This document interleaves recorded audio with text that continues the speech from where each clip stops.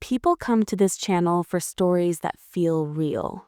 Not polished, not perfect. Stories that sound like they could be yours or someone you love. And this one still hurts to tell.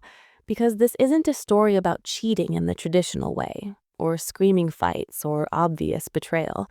This is the kind of story that sneaks up on you. The kind where everything looks fine from the outside. The kind where love doesn't explode. It slowly fades while you're still holding on. For 6 years, I thought I was living my forever story.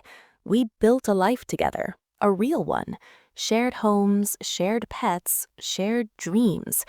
And then one day, without yelling, without warning, without closure, he was gone. Not all heartbreak comes with a dramatic ending. Sometimes it comes quietly. Sometimes it comes wrapped in confusion.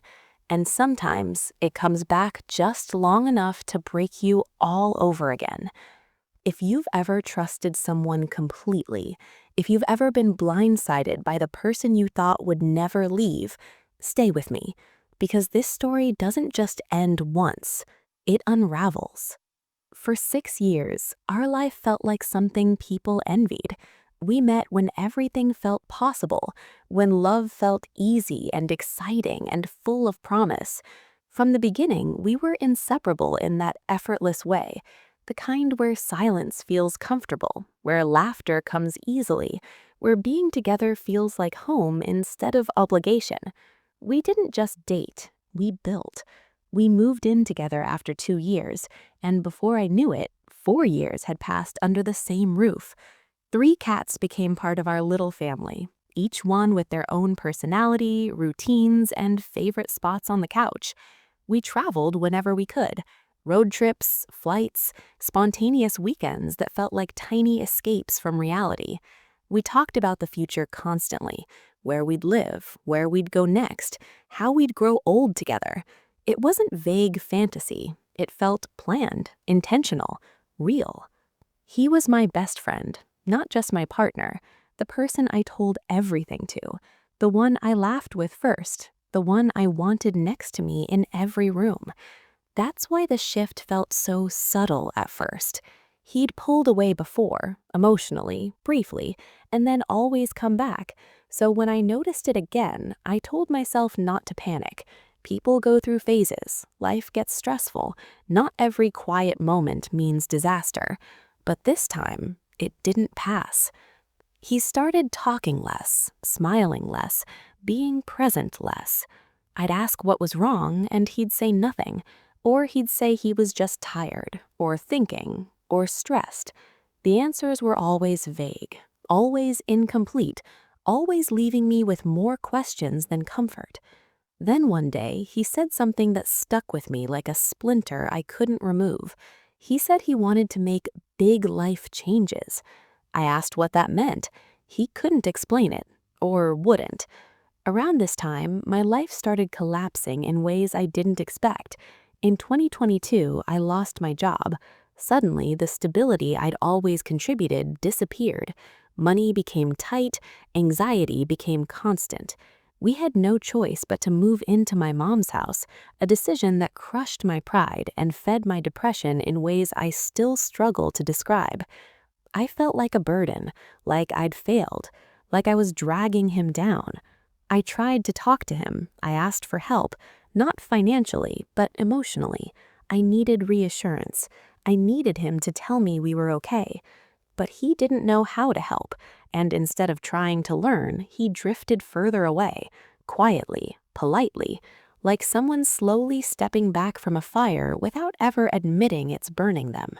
I blamed myself, constantly. While unemployed, I tried to channel my energy into something positive. I planned a massive game night for our friends, built from scratch, every detail thought through.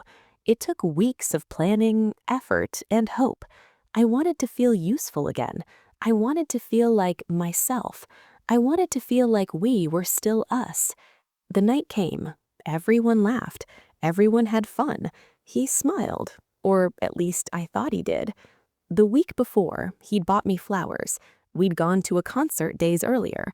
On the morning it all ended, he bought me breakfast like everything was normal, like nothing was wrong, like our life was still intact. And then one day, out of nowhere, he told me I wasn't happy. He said he wanted to find himself. The words didn't make sense. They felt borrowed, rehearsed, like lines he'd practiced alone before saying them to me. I was asking him to consider marriage at the time, not out of pressure, but because we were planning to move out of the country together. We couldn't do that without commitment. I thought we were building to something bigger. Instead, everything collapsed in a single conversation. I didn't cry right away. I was too shocked, too confused, too busy replaying every moment in my head, trying to figure out where I'd gone wrong. Then he went to work, and I stayed behind, sitting on the floor, sobbing so hard I couldn't breathe. In the days that followed, the truth came out in pieces, not all at once, never cleanly. He told me things that shattered me, things no one should say to someone they claim to have loved. He said he had to hype himself up just to come home to me, that being with me felt like effort, that he'd already emotionally leaned on someone else, a mutual friend, someone I trusted, someone who knew he was planning to leave me before I did. It felt like betrayal layered on top of betrayal. What hurt almost as much as the emotional affair was realizing that I was the last to know, that people around me knew my relationship was ending before I did, that my reality had been quietly rewritten behind my back. Then came the silence. Weeks went by where he barely responded, or didn't respond at all. I was unraveling, crying constantly, not sleeping, not eating, begging for answers that never came. Every message I sent felt like screaming into a void. How does 6 years of love turn into nothing? How does someone go from being your home to treating you like a stranger? I replayed everything, every trip, every laugh, every late night conversation. I searched for signs, missed warnings, moments I should have noticed, but all I found was confusion. And then, months later, he came back, just enough to give me hope. We talked, we cried, we went to therapy together a few times.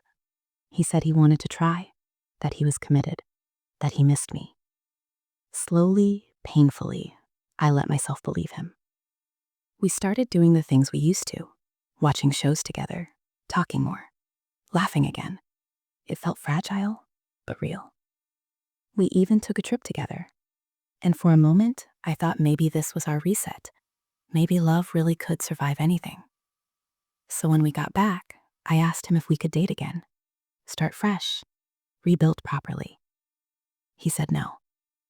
The rejection reopened everything, worse than before, because now I knew what it felt like to almost have him back and lose him again. After that, things unraveled quickly.